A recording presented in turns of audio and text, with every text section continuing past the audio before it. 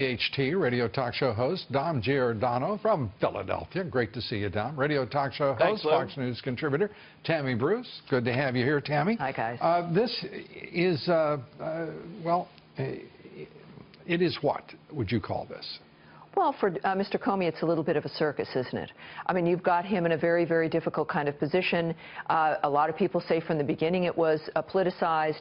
In his first decision-making, people were wondering how he could come to a decision so quickly. He then added a rule about intent, if he was only going to use gross negligence. Is he out of his mind, or is he just simply falling weakly to the ground, being pushed there by his bosses in the Justice Department and the White House? It's a political appointment. The Attorney General is a political appointment.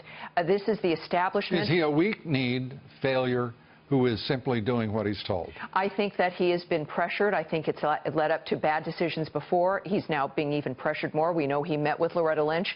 And I think that his lack of an ability to stick with what should happen. Look, 650,000 emails 1 week, and they say that they went through all of them.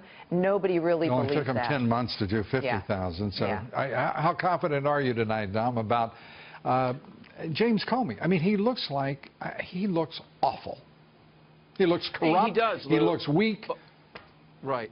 I would agree, but I would say this emanates from the top. The Obama administration and the Clintons, you're talking about pressure that's unbelievable. And I know a lot of people that like Comey said he stood up before. What pressured him? Tammy's right. 650,000 emails. I'm sure they could sort of go through them, but in a careful, legal way of something this important, there's no way. They just you know what Bill Colstrom, the former assistant director of the FBI in New York, said? He said as long as Obama can be prosecuted as well, I mean, he didn't say it quite this way, right. There's not going to be a prosecution of Hillary Clinton because one and the other are linked. Right. And it's clear that President Obama is quite a different fellow right now under the threat of all of this. And he made it very clear after defending Comey and then attacking him and doing so with not exactly the most subtle means. Right. I would say, Lou, what's happened here is with Comey, there's a lot of people, Giuliani and others that know him that I've had on, you've had on, and they speak very well of him. They can't understand this.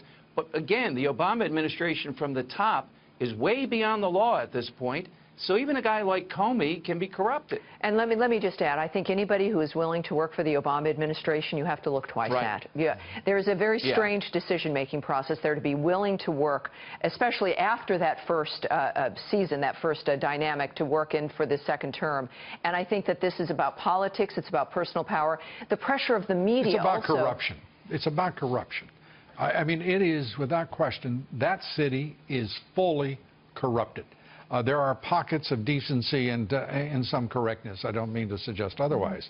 But for the most part, that city is now an awful, awful place. And it's got, as Donald Trump says, we've got to drain that particular swamp. You've got your own swamp there in Philadelphia, though, Dom.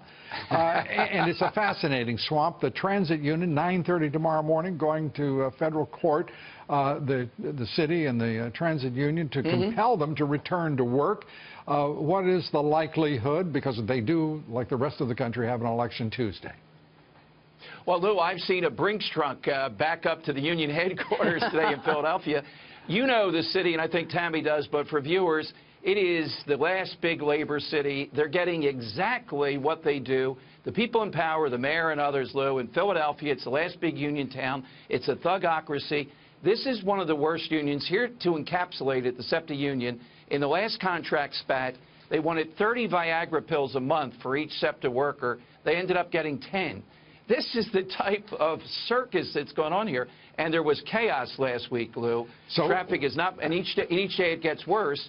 I think they'll have to... Well, this could have big implications for the national election, Dom, as you well know. That's exactly right. What do you think is the likelihood that they're going to be compelled, enjoined, to report to work for at least 1 day to suspend the strike? I think they will do that, but I don't know how that works because, Lou, before, union heads have gone to jail in Philadelphia. They'd be willing to go to jail, I think, over this. This is 900,000 people whose transportation will be affected. And, of course, the irony is if the inner-city individuals and urban area individuals who'd be voting for Hillary can't get there to vote, they're going to get a better nominee in Donald Trump who's going to change their city for the better. And let me say, if we're going to give pharmaceuticals to anyone, maybe we should send some low T patches to Washington, D.C. Well, just an idea. There's one thing that I never like to see, and that is, stupidity should always be low energy. We don't need to in any way encourage them or, in fact, energize them. Tammy Bruce, Don Giordano, good to have you with us. Thank you, Lou. Thanks very much. Thank you, Don. Thank you, Tammy.